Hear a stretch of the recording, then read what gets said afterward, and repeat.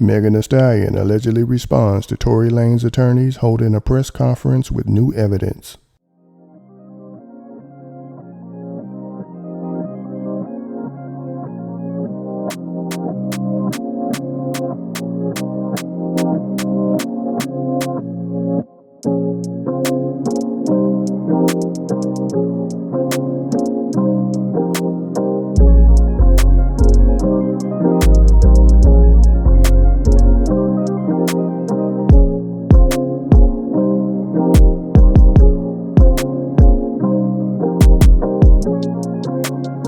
Be sure to like, comment, and subscribe.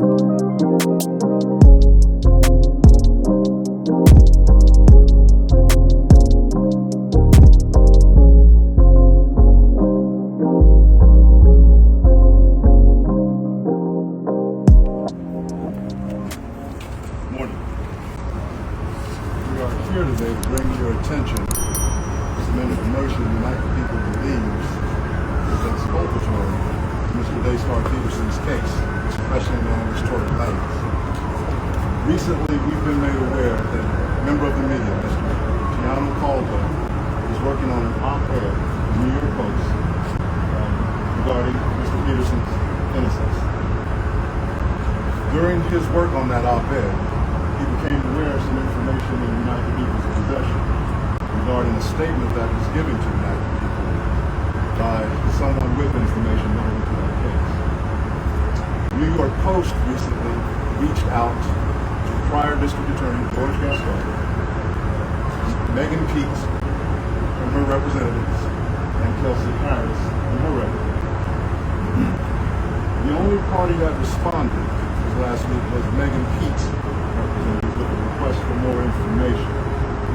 A few days later, Mr. Peterson duly attended his jail cell. Unite the People represents Daystar Peterson in his appellate process. We filed an appellate brief and a written habeas corpus on his behalf. This Attorney's Office has already responded to cases for this brief and is waiting for the appellate court's decision. We were willing to wait for the appellate process to play out. Given that Bluetooth unprovoked, we felt it necessary to come here today to provide you with this information. It is our intention to make a request to the governor to either pardon or commit the sentence of Mr. Peterson, so that when he recovers from this, he's not returned to a jail cell, but that he's allowed to go home and recover. Not long ago, Unite the People was approached by a gentleman named Bradley James. Mr. James informed us he was working as the bodyguard and driver for Ms. Kelsey Harris during Mr. Peterson's trial. As such, he was in close proximity and he had privy to conversations she was having with her husband and others. Mr. James informed us he was not under a non-disclosure agreement or a confidentiality agreement and was free to speak with Unite the People. And that he was doing it because his conscience would not let him not speak and leave a man in prison for something he did not do.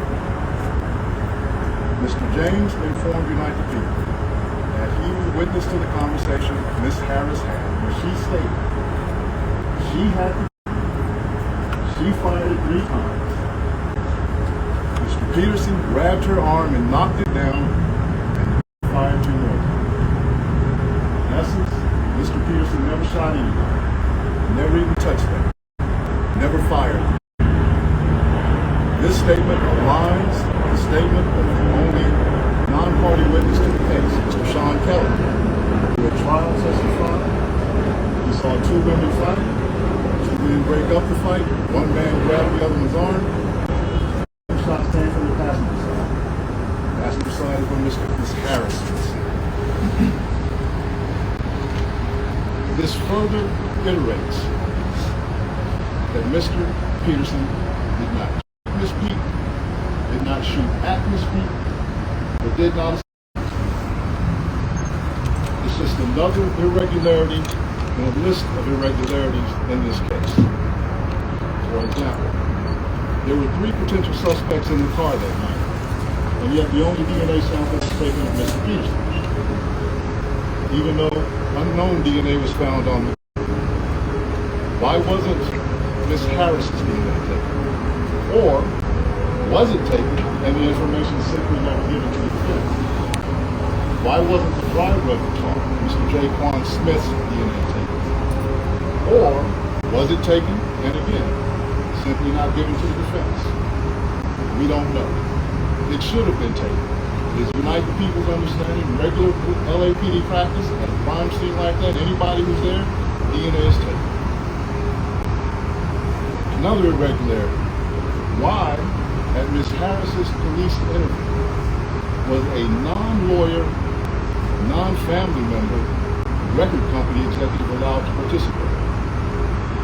Highly irregular situation. Normally, we see cases, strangers are not allowed in these things, but it was in this case. All of these things point to the highly irregular nature of his trial and his conviction. It is our contention that he was wrongly convicted. And while we at first were willing to let the process play out, it is our contention now that if he is not pardoned or released promptly, he may never come out. And that would be the ultimate injustice, is that he gets in prison for something he did not do.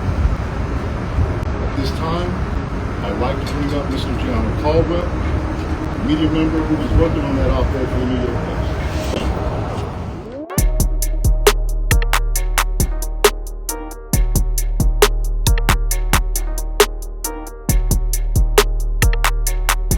Thanks for tuning in to 9 Mag TV.